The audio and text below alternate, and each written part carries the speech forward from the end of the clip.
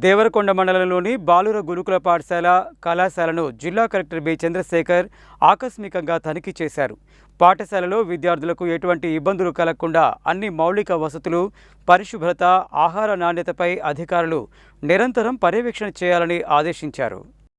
బుధవారం దేవరకొండ మండలంలోని కొల్లిముంతలపహాడ్ గ్రామంలో ఉన్న బీసీ బాలుర గురుకుల పాఠశాల కళాశాలను జిల్లా కలెక్టర్ చంద్రశేఖర్ ఆకస్మికంగా తనిఖీ చేశారు.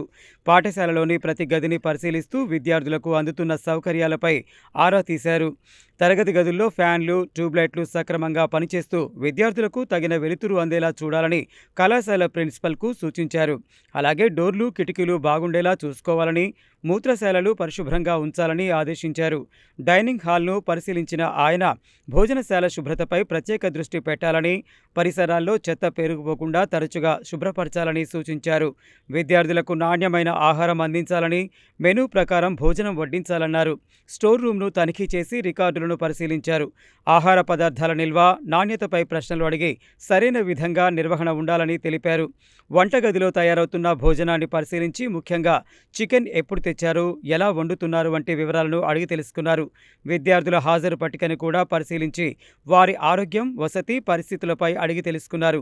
Devarakonda RDO Ramanareddy, BC welfare RCO Swapna, Devarakonda tahsildar Madhusudan Reddy, గురుకుల పాఠశాల ప్రిన్సిపల్ సాగర్, ఎంపీడీఓ పార్వతి, సంబంధిత అధికారులు, పాఠశాల సిబ్బంది కలెక్టర్ వెంట ఉన్నారు. One forty.